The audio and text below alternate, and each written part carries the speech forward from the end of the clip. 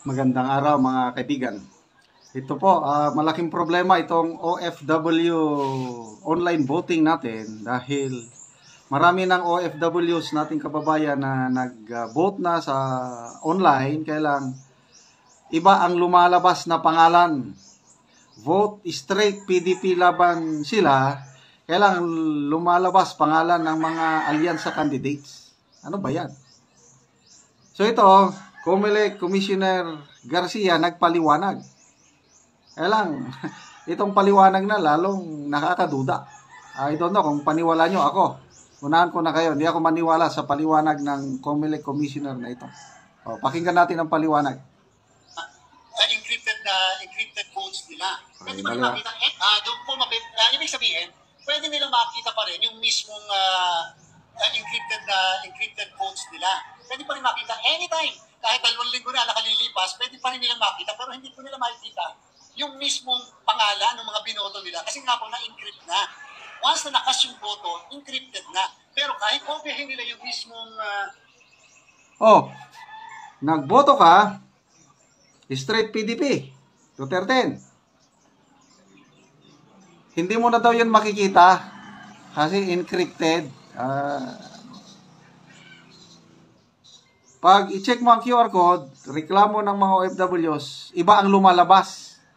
Merong mga kandidato ng alyansa, may mga Pacquiao, Tolpo, iba pa.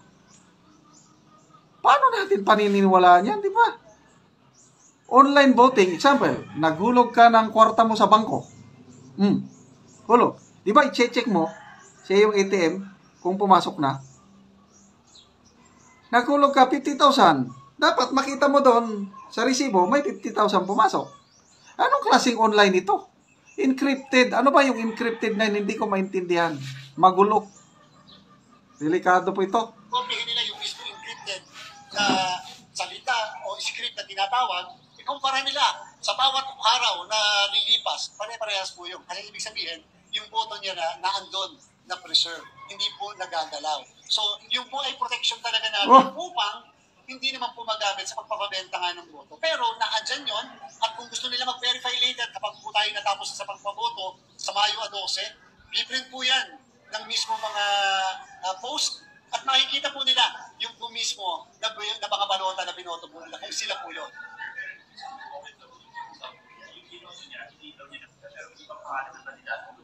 Yung po yung sinasabi natin. Yung nakita po niya, yung po yung ballot face.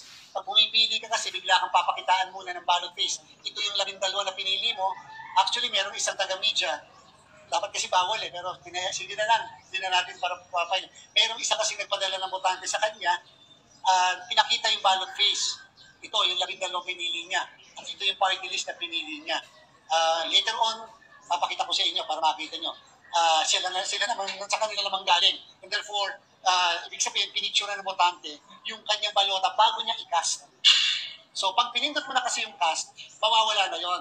Bigla na lang papalit doon, yung sa QR code na verify mo ngayon, pag pinundot mo yung QR code, yung sa QR code, lalabas na yon yung mismong ballot ID at saka yung encrypted na script. So makikita po natin yon. Noon kasi sa script, isa may nakalagay na pangalan ng isang kandidato, isang ganyan, pero hindi po nakakalugan na yun ang pinoto nila. Talaga pong ganun lang yun, kasi yun po yung purpose ng encryption. Pagkawalay nada. So hindi po yun nakakalugan na yun. I don't know sa inyo ako hindi ako marunong sa technology. Nagdududa na talaga ako. I'm sorry, hindi ako naniniwala sa paliwanag ng commissioner nito. Dapat yung ibinuto ko, makikita ko rin. Bakit ibang lalabas? Yung binoto nila. Pero nandun sa encrypted script, yung lahat po ng binoto nila. Later po, kapag na-translate na yun into human readable, makikita nila na yun pala talaga eksakto mga binoto. So yan po ay paraan to protect, security po yun, to protect yung mismo mga boto po natin. May mga OFW na parang hesitant meron po kasi na may iba nagkakalat sa abroad. Unfortunately, whether wag daw pagtiwalaan ng internet voting. God! Walang pa eh. Huwag na bibigil. Ay, Diyos ko. Nung una, bilib na bilib ako dito sa Commissioner Garcia na ito. But right now, I'm sorry. Wala na akong tiwala. Napakalabo ang paliwanag. Pwede nilang makita pa rin yung mismong encrypted votes. Puros ka encrypted. Pwede pa makita anytime. Kahit 2 linggo na nakalilipas, pwede pa rin nilang makita. Pero hindi po nila makikita yung mismong pangalan ng mga binoto nila. Kasi nga po na-encrypt na. Once na nakas yung boto, Hindi ko maintindihan yung encrypted. So, ang mga kababayan nating OFWs, I'm sure hindi rin na. Pwede ba magpaliwanag kayo ng mas simple? Encrypted. Ulitin ko, kung naghulog ako ng pera ko sa bangko, dapat lalabas sa resibo ko yung amount na pinasok ko. Ganon din sana sa online voting. Kung sino-sino yung iboto ko, dapat yun ang lalabas pag tignan ko. Ano yung encrypted? I'm sorry, hindi ako maniwala sa paliwanag ni Commissioner Garcia. Magbasa tayo ng mga comments.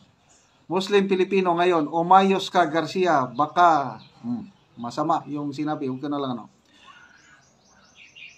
Hanifa Isma, grabe naman tong Comelec nito. Siguro, medyo masama na naman. Jerome Mandiguez, hindi nakikita yung binoto mo, anong klaseng security yun? Try mo mag-online transfer. Ito na yung transfer ng kwarta. Na hindi mo din nakikita yung kanino mo na transfer yung pera mo. Magiging panatag ka? Ganun lang yun, kasimple. Raul Solon, pandaraya naman yan. Hindi makikita daw. Baka ibang lalabas, imbes PDP lalabas, alyansa. Yun. Grabe. Sienma, tama, kalukuhan na naman yan. Galagnoma, ginagawa tayong tanga. I don't know kung ano pang gagawin natin. Sana yung petition sa Supreme Court maksyonan kaagad para failure o hindi na itutuloy itong online voting nito dahil nakakatakot. Sayang disenfranchise ang ating mga OFW. Okay mga kaibigan, salamat sa inyong pagsubaybay sa ating channel.